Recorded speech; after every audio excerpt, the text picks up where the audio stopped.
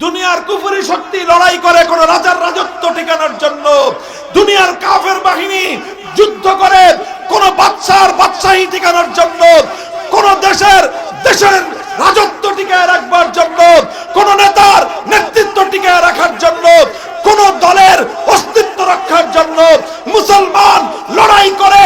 দেশের জন্য নয়, দলের জন্য নয়, নেতার জন্য নয়, মুসলমান লড়াই করলে এক আল্লাহর জন্য লড়াই করে।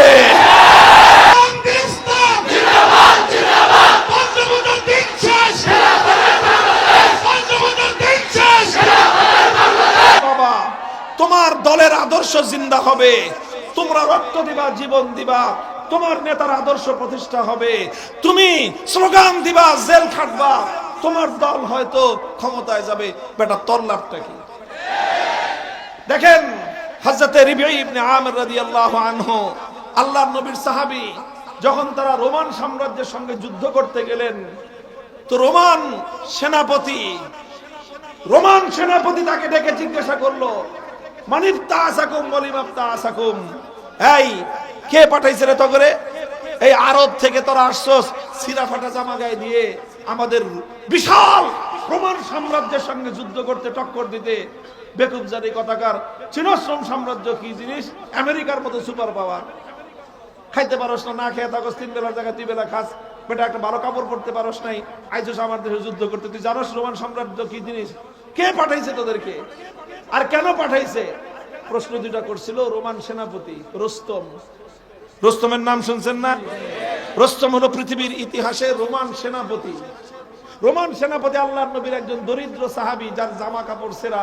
সাহাবায়ে কেরামের তো জামা কাপড় ছিঁড়াই থাকতো। খলিফা হয়ে গেছে, তাও জামার তালি ছুটে নাই। তো এই কাপড় সাপড় দেখে গেছে, এই বেটা ভালো জামা গায়ে দেওয়ার পয়সা নাই, 2 বেলা পেট ভরে খাইতে পারস না, আইসস রোমান সাম্রাজ্যের সাথে যুদ্ধ করতে। জানোস রোমান সাম্রাজ্য কি জিনিস? কে পাঠাইছে, কেন পাঠাইছে? এই 2টা প্রশ্ন ছিল। তিনি কি জবাব দিলেন? তিনি 2টার প্রশ্নের 2টা ছোট্ট ছোট্ট 2টা জবাব দিলেন। প্রথম কথা, কে পাঠাইছে? আল্লাহু ইবতাসানা, আল্লাহ পাঠাইছে। কে পাঠাইছে? আল্লাহ। চিৎকার করে বলো, কে পাঠাইছে? আল্লাহ। মিছিলে যাইবা, সংগ্রামে যাইবা, আন্দোলনে যাইবা, যেটাতেই যাও এমন কাজে যাইবা যেন বলতে পারো আল্লাহ পাঠাইছে। এমন কাজে যাইও না যেখানে বলতে হয় নেতায় পাঠাইছে। ভাই আমিও পাঠাইতে চাই না, আমার কথা কেউ বলো না। এমন কাজ করবা, এমন আদর্শের জন্য লড়াই করবা যেন তুমি বুকে হাত দিয়ে বলতে পারো কে পাঠাইছে? আল্লাহ। এটা তোমাকে কেউ মাসলা দেওয়ার দরকার নাই, ফতোয়া দেওয়ার দরকার নাই। আমি তোমাকে তোমার নিজের আত্মাকে জিজ্ঞাসা করতে বললাম। তুমি এমন কাজে যাবা যেই কাজে তুমি বুকে হাত দিয়ে বলতে পারবা কে পাঠাইছে? আল্লাহ। সবাইকে ধোঁকা দেওয়া যায়, নিজেকে ধোঁকা দেওয়া যায় না। বলেন, এই জন্য আল্লাহ নবী বলছেন, ইস্তাফতি কলবাক, নিজের মনকে জিজ্ঞাসা কর, তুই বেটা তুই কি সঠিক পথে আসো না ভুল পথে আসো? নিজেরে জিগাও। বিবেককে জিজ্ঞাসা করো।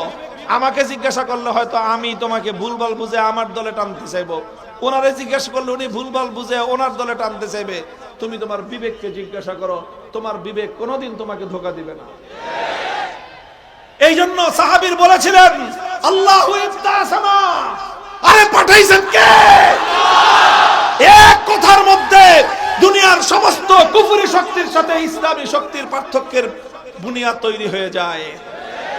দুনিয়ার কুফরি শক্তি লড়াই করে কোন রাজার রাজত্ব টিকানোর জন্য, দুনিয়ার কাফের বাহিনী যুদ্ধ করে কোন বাদশার বাদশাহী টিকানোর জন্য, কোন দেশের রাজত্ব টিকায় রাখবার জন্য, কোন নেতার নেতৃত্ব টিকায় রাখার জন্য, কোন দলের অস্তিত্ব রক্ষার জন্য মুসলমান লড়াই করে। দেশের জন্য নয়, দলের জন্য নয়, নেতার জন্য নয়, মুসলমান লড়াই করলে এক আল্লাহর জন্য লড়াই করে।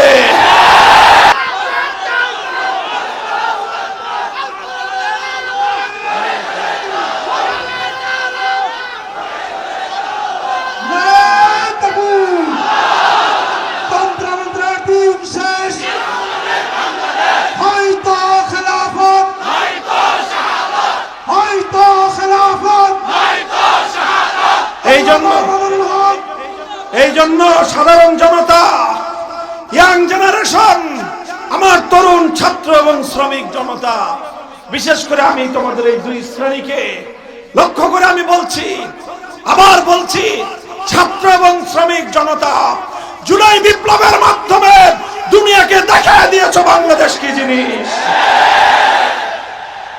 তবে একটু কাম বাকি আছে, তোমাদের অর্ধেক হয়েছে, বাকি অর্ধেক বাকি আছে।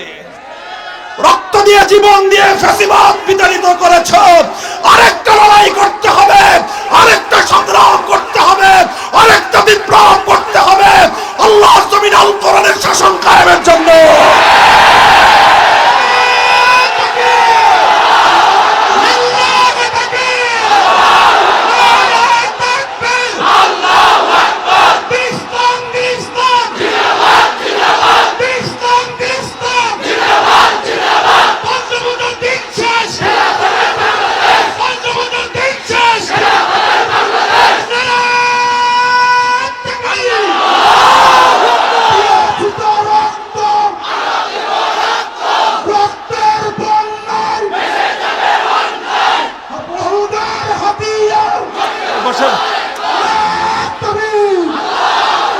মুহতারাম হাজিরিন, নিয়তকে খালেস করেন, আল্লাহর জন্য জীবন দেন, আল্লাহর জন্য যৌবন দেন, আল্লাহর জন্য ত্যাগ আর কোরবানি স্বীকার করেন, আল্লাহর জন্য জেল খাটেন, আল্লাহর জন্য জুলুম সহ্য করেন। এটা অনেক অনেক অনেক বেশি দামে আল্লাহ কিনে নেবেন, অনেক মূল্য দিবেন।